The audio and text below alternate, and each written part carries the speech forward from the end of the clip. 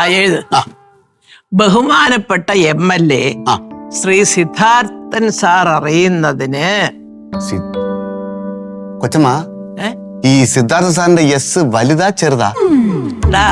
ഇതാ പറയുന്നത് 5-6 ഇംഗ്ലീഷ് അക്ഷരമൊക്കെ വല്ലപ്പോഴും ഒക്കെ ഒന്ന് പഠിച്ചു വെക്കണം. കൊച്ചമ്മ, അതെ 7ാം ക്ലാസ്സിൽ പഠിക്കുന്ന സമയത്ത് ഇംഗ്ലീഷ് പഠിക്കുന്നവരെല്ലാം അമേരിക്കക്കാർ പിടിച്ചോണ്ട് പോകുന്ന അമ്മ പറഞ്ഞ് പേടിപ്പിച്ചു. ആര് പിടിച്ചോണ്ട്? ഈ അമേരിക്കക്കാര് പിടിച്ച് അമേരിക്കയെ കൊണ്ടുപോകും. എന്റെ ഭഗവാനെ, അങ്ങനെ വല്ലോ സംഭവിച്ചെങ്കിൽ ഞാൻ രക്ഷപ്പെട്ടേനെ. ഏതാ അങ്ങോട്ട്? ശ്രീ സിദ്ധാർത്ഥൻ സാർ അറിയുന്നതിന് ചന്ദ്രഹാസത്തിൽ താമസം സുഹാസിനി. അല്ല കൊച്ചമ്മ, ഈ മൊത്തം വായിച്ചാലേ സാറിന് എന്താണ് എഴുതിയേക്കുന്നതെന്ന് അറിയാൻ പറ്റുള്ളൂ. അപ്പോൾ നമ്മൾ ആദ്യമേ അറിയുന്നതിന് എഴുതേണ്ട കാര്യമില്ല. എടാ കഴുതേ, ഇതൊക്കെ ഒരു കത്ത് എഴുതുമ്പോഴേ അതിനൊക്കെ ചില രീതികളുണ്ട്, മനസ്സിലായി? ചന്ദ്രഹാസത്തിൽ താമസം സുഹാസിനി എഴുതി സമർപ്പിക്കുന്ന പരാതി. അവിടെ തെറ്റിയ ഈ ലെറ്റർ എഴുതുന്ന മുത്തു ആണല്ലോ. അപ്പം സുഹാസിനി അമ്മ എഴുതാൻ പറ്റൂല. മുത്തു എഴുതുന്ന ലെറ്റർ അങ്ങനെയല്ലേ എഴുതേണ്ടത്? നീ ഒരു കാര്യം കൊണ്ടുവാ. അല്ല കൊച്ചമ്മ, ഞാൻ എഴുതാൻ പോയിട്ട് ഒരു ചായ ഇട്ടുണ്ട്. അപ്പോ അല്ലെങ്കിൽ ഈ പണി പറഞ്ഞിട്ടില്ല. അല്ല കൊച്ചമ്മ, ഞാൻ എഴുതാ. വേണ്ട, ഞാൻ എഴുതിക്കോളാം. എന്റെ പൊന്നുമുത്ത് പോയി ഒരു ചായ ഇട്ടുണ്ടോ? അപ്പൊ ഞാൻ എഴുതാൻ കൊച്ചമ്മ. വേണ്ട, ഇതൊന്നും നിനക്ക് പറഞ്ഞിട്ടുള്ള പണിയല്ല. പോടാ ചായ. അമ്മയുടെ ഫോണിൽ എന്തെങ്കിലും പ്രശ്നമുണ്ടോ? എന്റെ ഫോണിനോ? ഇല്ലല്ലോ. അല്ല, എന്റെ ഫോണിൽ ഒരാൾ വിളിച്ചിട്ട് അമ്മ ഇറങ്ങിയോ, അമ്മ എപ്പോ ഇറങ്ങുന്നൊക്കെ ചോദിക്കുന്നു. അതാര്?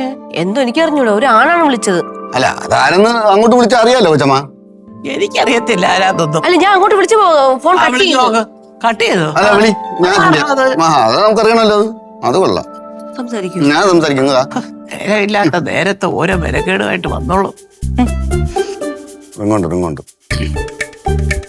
ഹലോ, നീ ആര്? ഞാൻ ആരെന്ന്? എടാ, ഞാനല്ലേ നിന്റെ അടുത്ത് നീ ആരെന്ന് ചോദിച്ചത്.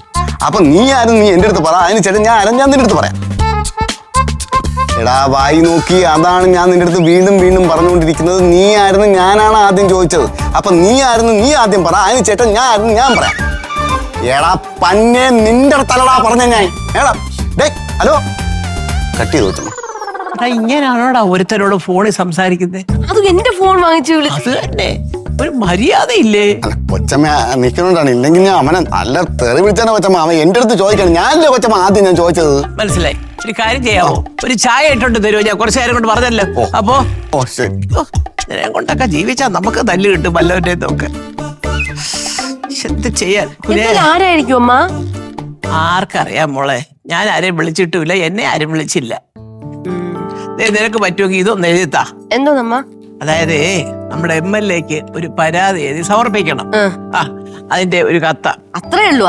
അത് ഞാൻ എഴുതിക്കോളാം. എന്താണ് കാര്യം? കാര്യം ഇത്രേ ഉള്ളൂ. നമ്മുടെ ബഹുമാനപ്പെട്ട MLAക്ക് ഒരു, അതായത് ഈ റോഡ് കണ്ടോ നീ? താഴെ എന്റെ നടുവും പോയി മുട്ടും പോയി സർവത്ര പോയി കിടക്കും. ആ റോഡിൽ കൂടെ വന്ന് എന്റെ പൊന്നു കൊച്ചേ, അതൊന്ന് ശരിയാക്കാനുള്ള അപേക്ഷ. അത് സങ്കടത്തോടുകൂടി എഴുതുന്ന പോലെ എഴുതണം. ഞാൻ പറഞ്ഞുതരാം. മുഖത്ത് റിയാക്ഷൻ വേണോ അമ്മ? മുഖത്ത് റിയാക്ഷൻ വേണ്ട, കത്തിൽ മതി. ഒരു മിനിറ്റ്, പേപ്പർ മാറ്റിക്കോ. ബഹുമാനപ്പെട്ട MLA ശ്രീ സിദ്ധാർത്ഥൻ സാർ അറിയുന്നതിന് ചന്ദ്രഹാസത്തിൽ താമസം സുഹാസിനി അമ്മ സമർപ്പിക്കുന്ന സങ്കട ഹർജി.